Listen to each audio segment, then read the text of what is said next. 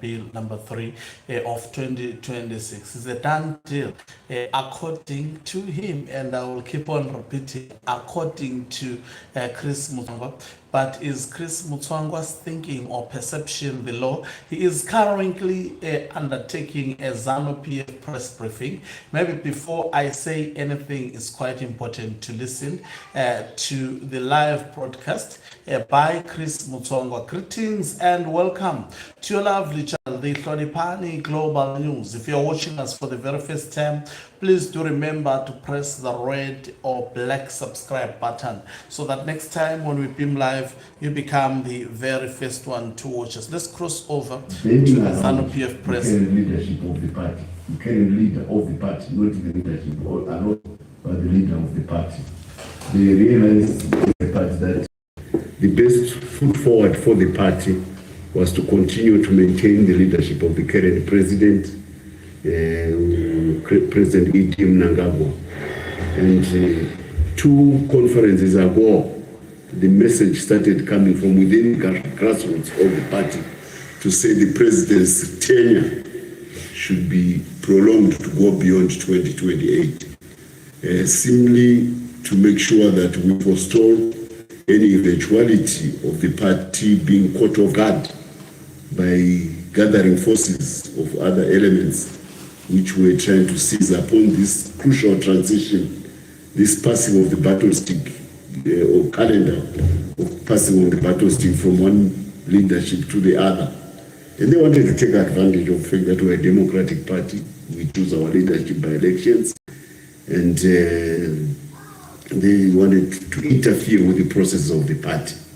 So the uneasiness of the party membership then translated into a resolution that we push forward the date of the transition to leadership. So those who had put on their track suits and their shoes, running shoes, all geared for 2030 and were busy running or geared for 2028, and they marked 2028 on the calendar. We just decided to make them run a little bit longer. They can go up to 2030, and if they still have the stamina to go to 2030, that's very good. The date is very much fixated on the calendar of the party. They can still keep their track shoes and their running shoes, their track suits, and they can, if they've got the stamina and of course the determination, they can run a little bit longer than they're supposed. But in the meantime, the party is in safe hands. It is in the safe hands of the current leader, President Mutsvangwa. That is the import of Resolution 2030 that was carried out by our conference in Bulawayo. It was endorsed, repeated, reinforced by our conference in Mutare, and it then translated itself into a bill which was coming from the originating institution, which is cabinet, which is executive. Then the bill was passed on to Parliament, and our Speaker, Mr. Speaker Mdenda, he enunciated and published that bill in the Gazette. And then we went through the constitutional processes of the Republic of Zimbabwe in Parliament, and we did all the due consultations under the auspices of the Zimbabwe Constitution all over the country. And there was this resonance by the populace of the country to the call by the party leadership, by the party membership, to say the tenure of the president must be extended beyond 2028. And it ended up, of course, as a bill before Parliament, unanimously passed with overwhelming support. Surprise, even from the opposition. We almost got 96, 97% of the vote which is required, in the Senate, and an equally pleasing number beyond 2/3 majority in the lower house in Parliament. And the Senate saw it fit to revisit some of the causes which had been overlooked by our Parliament, and that is the role of the two houses. One has got oversight over the other, and the bill went back to Parliament, and last week it passed again. So it's now awaiting the signature of the President, who incidentally under the Constitution is very much manacled to support that resolution. If he has got some misgivings, he can point them out. He can return the bill to the two houses to consider. But should those two houses feel that what they deliberated upon is the right way to go, the President has got no alternative but to assent to the bill as is original. We do hope that since it has already been sent back to Parliament, to lower house, there may not be that need for the President to send it back again.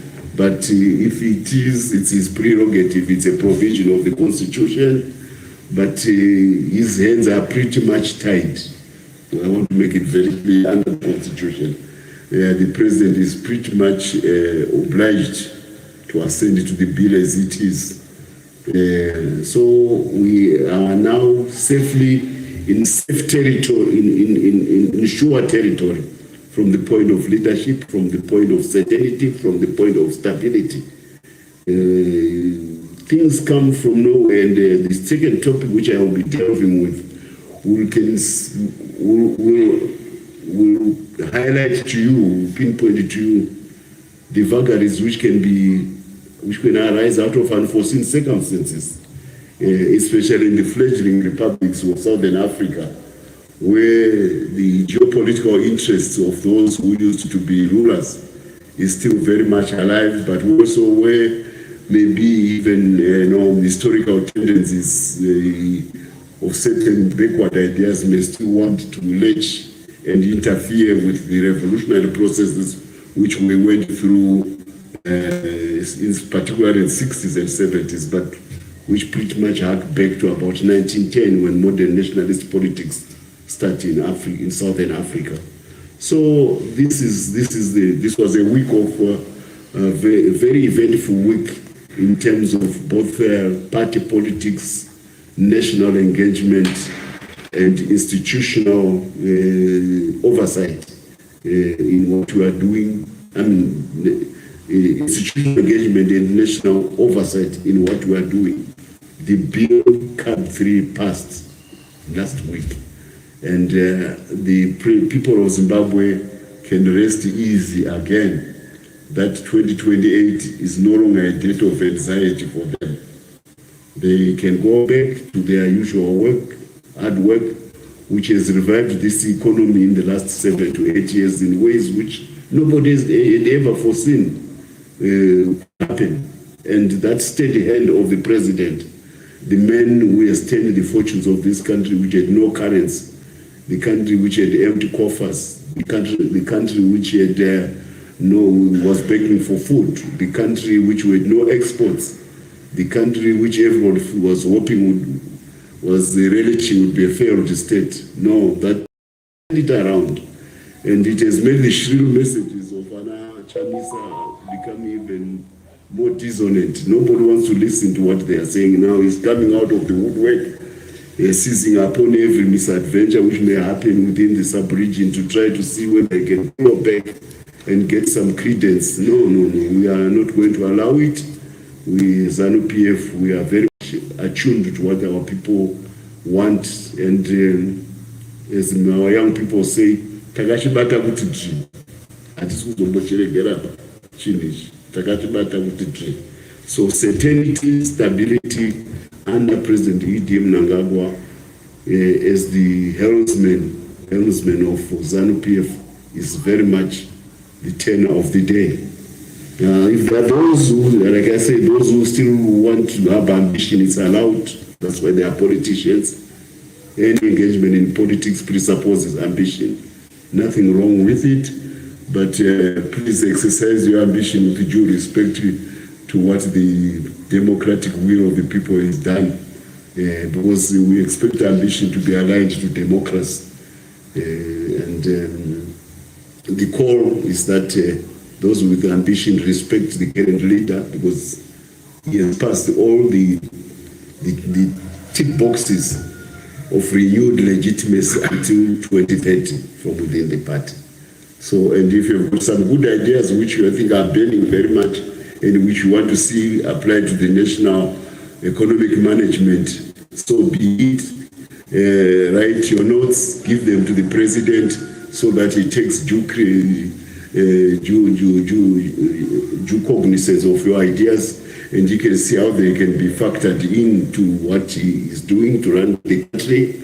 What we would not be happy with is, of course, to try to challenge his leadership in ways which do not respect the fact that a democratic process has been discharged and his tenure has been prolonged, and his legitimacy has been ensured in every aspect. If you respect that, we expect that your ambition will be aligned to those realities.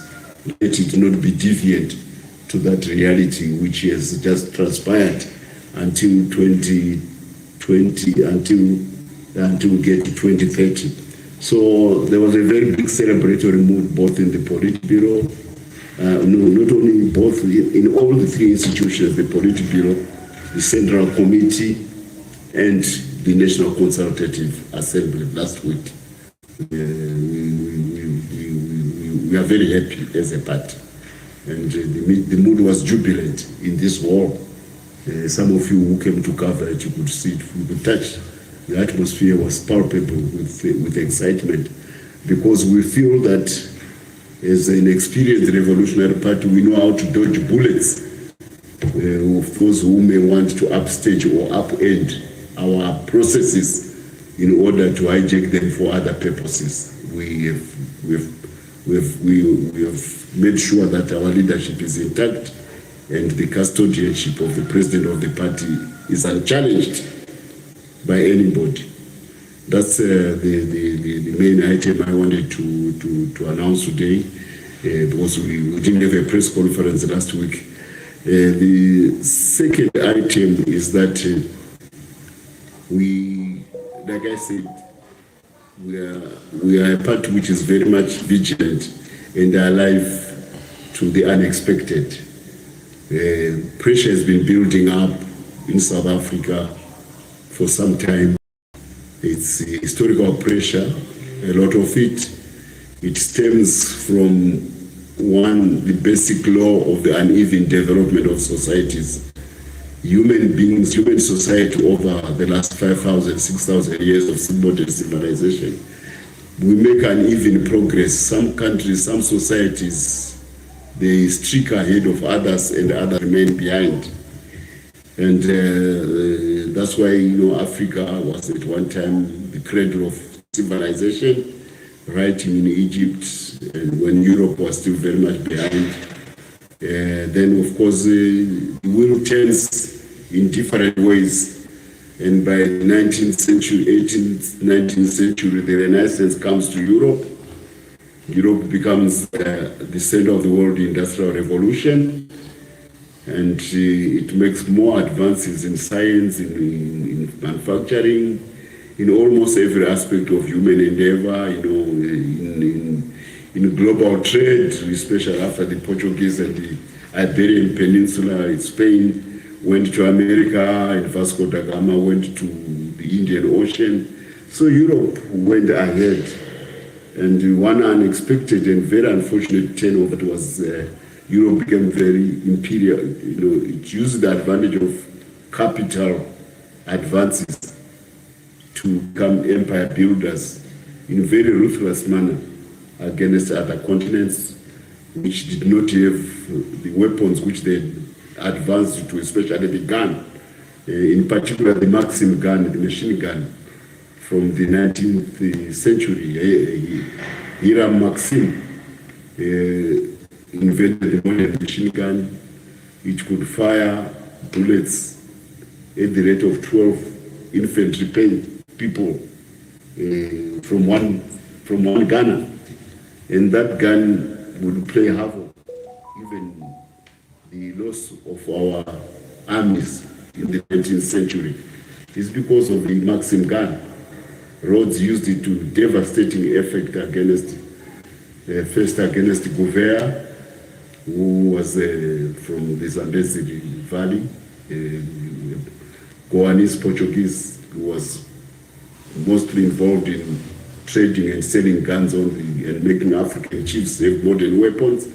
He was defeated in 1892, and later, of course, Robegula would be defeated. Then the Shona in two wars, the Ndebelés were defeated in 2 wars, and then the Shonas were defeated in 1896 and 97 because of this gun, the Maxim gun, and dynamite. Dynamite was invented, and you couldn't ride behind the caves. They were dynamited by the pioneer column. So this period where Europe becomes the slave trader, empire builder, I was citing our own case, but the Atlantic slave trade is a crime against humanity. And we are very happy that the United Nations has so recognized it as a crime against humanity in a resolution this year. So this uneven development of societies was accentuated by unfair allocation of capital in Southern Africa, where South Africa and Rhodesia, white South Africa and Rhodesia, because they were white and capital was coming from Europe. At that time, Europe was the major center of capital. That's what I was building up when I told you about the uneven development of societies. So London, New York, Frankfurt, Paris, Milan, they all became centers of capital, and they preferred to give societies where white people had gone abroad on behalf of European imperialism and settled in other countries. They gave them capital to make them those strong outposts of Europe in Africa. And South Africa and Rhodesia got an unfair share of capital African countries. That's why our infrastructure in Southern Africa was at a higher level. Capital is the drive of modern development. If you don't have capital, forget about trying to make it. Capital makes a difference. So Africa was denied capital, Southern Africa was given capital. And we were eventually forced, my generation, to fight in order to address the entrenched nature of these regimes in Southern Africa, which had benefited from strong states, a strong army, and ported armies because of unfair advantage of access to capital. Now, the result is that labor also follows capital. You go where there are jobs. And from the 1920s onwards, there is movement of labor in the region to go to the gold mines of South Africa, to go to the diamond mines of Kimberley, and also the whole infrastructure to support that gold mining industry in South Africa begets a very advanced industrial society, which makes everybody go to South Africa for jobs, to go to Rhodesia for jobs. There was a company called Wenera. It was a company recruiting all the way up to Namibia, up to Congo, up to Malawi, taking people to go to South Africa to go to the jobs. And equally here in Zimbabwe, Wenera used to bring laborers from Malawi. You may want to know that originally Salisbury, National and Mavuku, there was a very big number of expatriate Malawians. The name Banda would be, when you go to school, for boarding school, Malawi names were there because they were exposed to the labor mobility and the modern access to facilities of capital, whilst our people who had lost were still sulking from having lost in 1896. They were not that keen to go and work for white people, these local Zimbabwe people. So the Malawians came in. So this issue of mobility of labor to South Africa, it must not be politicized. It's historical. It owes, of course, to that period. Unfortunately, as we became independent, we have this burden from the past. And the only way it can be addressed is that we should attract capital in dollops, in big chunks, into the region, so that the resources which are distributed all over the region can be exploited in the various national jurisdictions or where we are, then people remain in where they are, or even if they move, they are moving where opportunities are arising and adding as capital exploits the capacity of the region, so that we do not create pressures where poverty is weaponized the way it has now been done in South Africa. We have poor people coming from all over Africa, including from Zimbabwe, of course, going to seek opportunities in South Africa because of the superior level of exposure to capital. There's also the aspirations of the poor people in South Africa themselves, who say, well, this is our home country. Now we've got everybody coming into our home turf. Maybe these people should have what's happening to their homes. So then there are nefarious elements who then weaponize that poverty between the poor to start antagonizing and creating a situation where they finger pointed each other. So the border now is teeming. This is an unexpected situation, which, although it was building, the level at which it is, the twist at which it is taking, is one where the governments need to rise to this new challenge. And our president, I told you that a couple of weeks ago, was meeting President Cyril, which was to see how we can create value chains within the region. So that we can, first of all, make it very safe for capital, because what's happening in South Africa, it scares capital. How do you have your industries when workers whom you have trusted are suddenly said they cannot be in South Africa? You can see the dislocation even from the point of the companies which are in South Africa. But then the companies cannot do much because there is this pressure which is coming from the grassroots level of weaponized poverty, where poverty is now weaponized to make poor fight against poor.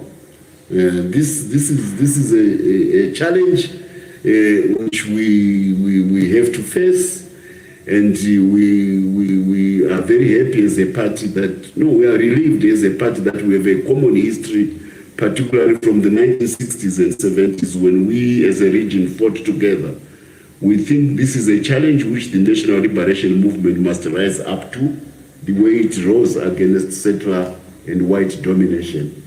And a couple of weeks ago, the president was consulting one of the young men from South Africa who has got very good connections with the traditional rulers in Zululand and in Xhosa, the Amapondo, the Xhosas and the Zulus.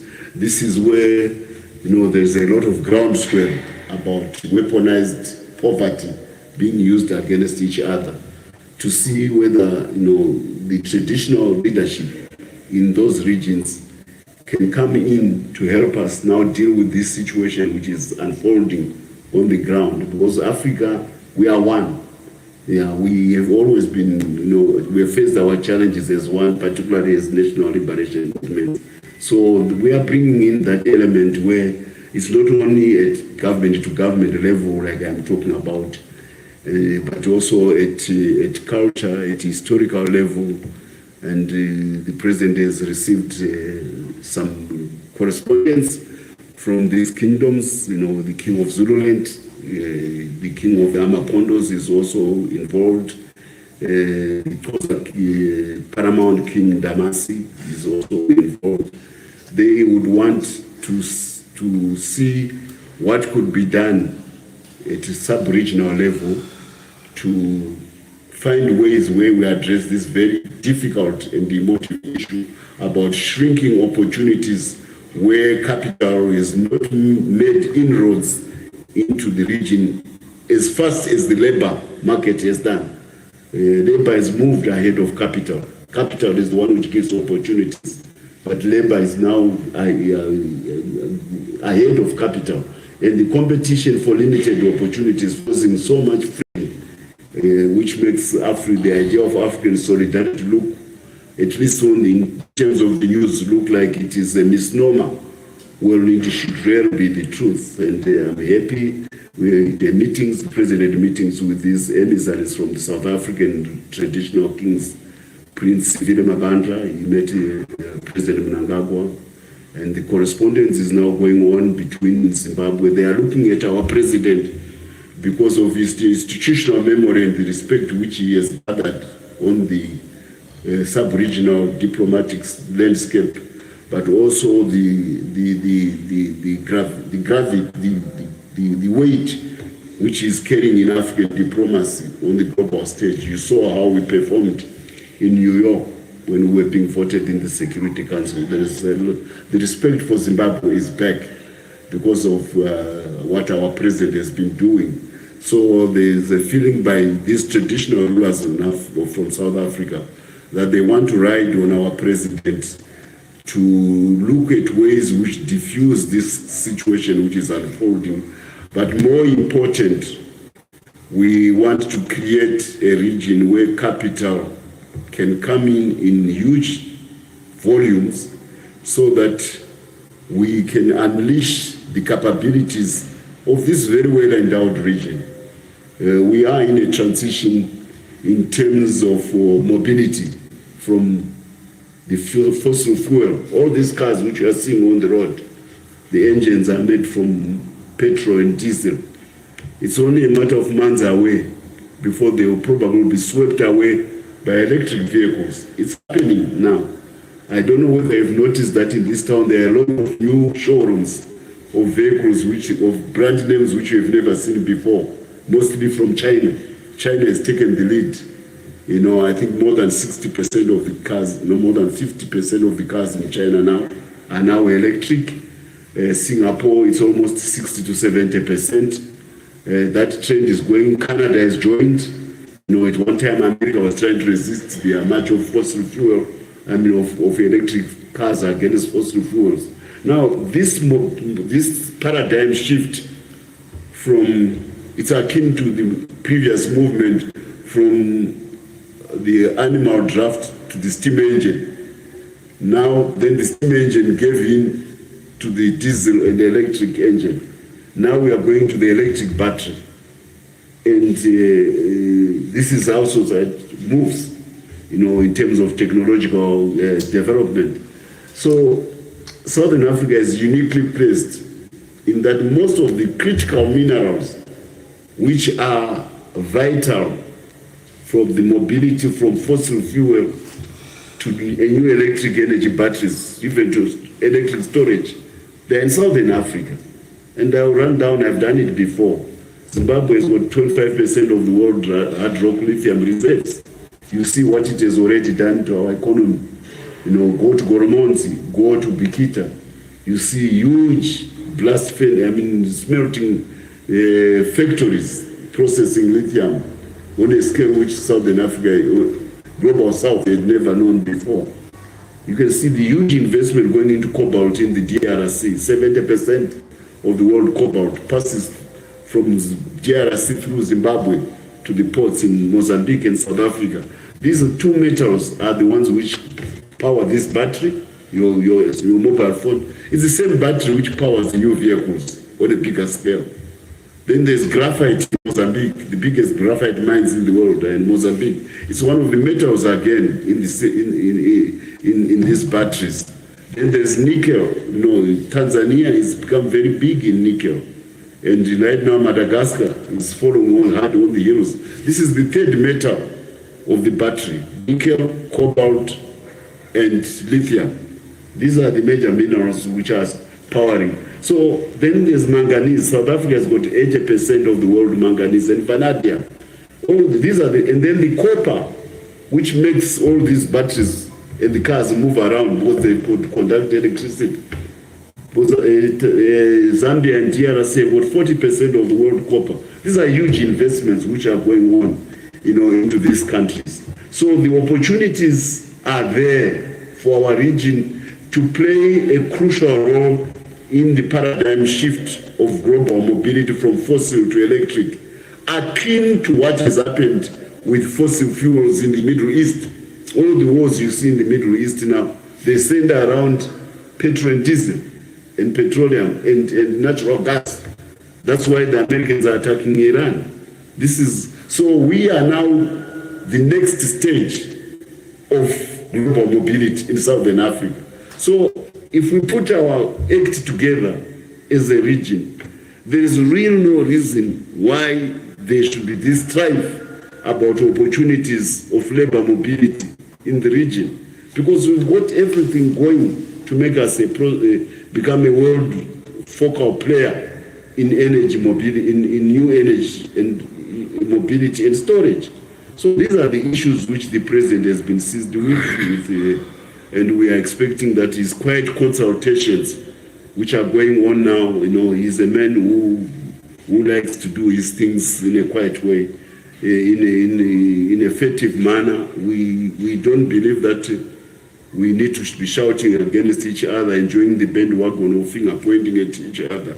That doesn't provide the solutions. And you heard it today when we were burying the national hero, my former director, when I was Minister of War Veterans Affairs. The general who was buried today, he was my director. The president used that occasion to give an appreciation of what he's doing about our own situation of returnees. And the numbers are beginning to pile up. And I think cabinet tomorrow will have to be sitting, all indications from the president's speech that our cabinet will be sitting in emergency tomorrow to create what is essentially, to address what would be equivalent to a manifold situation of disaster. As Zimbabweans turned off plantations in Cape Town, in Western Cape, in Eastern Cape, but also in Zululand. A lot of Zimbabweans are coming into the border, but not only Zimbabweans, a lot of Malawians. We are the transit country to which they will be going, but there are those who also come from further afield. They will be passing through Zimbabwe. So it is a situation which is painful. It is a situation which needs sober heads, but it is also a situation which now requires that some of the economic imperatives which we have been talking about acquire a new agency, the Africa Free Continental Trade Area. This is the answer of a single African market which makes it possible for capital to come into Southern Africa in scale, at a scale which has never happened before. Because only then can we be able to address this issue by rewarding our people with prosperity where they are, but allowing them to move around the region where prosperity is uneven without friction, because we are in a shared cake about where we are going as a sub-region. At home, we have seen what capital can do in the last 7 years. The previous administration was against capital. I know because I was in Mugabe's government. And one of the reasons why I fell out with him was this ignorant approach to what capital can do to change a modern country. I'm a Marxist. I believe in capital. He didn't quite believe in capital. There was indigenization and all these other things, which were real meant to make sure that we remain like monkeys, superintending over resources which are not being exploited because they are ours. These resources are underground and they are not being dug and made processed to become part of the global value chain of human progress, of human industrialization. Then you might as well could as well be monkeys or wild animals keeping those resources. We are human beings. We need to exploit our resources so that we create better conditions of living for ourselves. So this is the departure of the current president from the previous administration. And you can see the way with his mantras, Zimbabwe is open for business. We are friendly to all, enemy to none. He wants capital to come. And this is why there's a new spring in Zimbabwean step as we walk, because capital it frees up your capabilities. You suddenly become confident of yourself because of the products which you are producing, which have got a global demand. I think I will have to stop this live broadcast. Now we've heard, Chris Mutsvangwa would never stop speaking. I think we have at least some ground to begin on.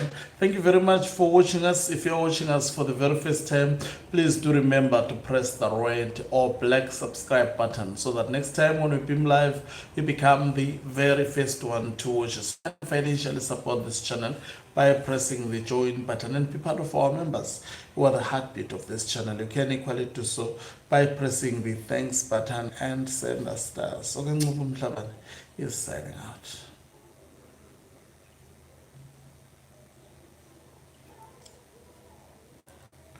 Is in Richards Bay in South Africa.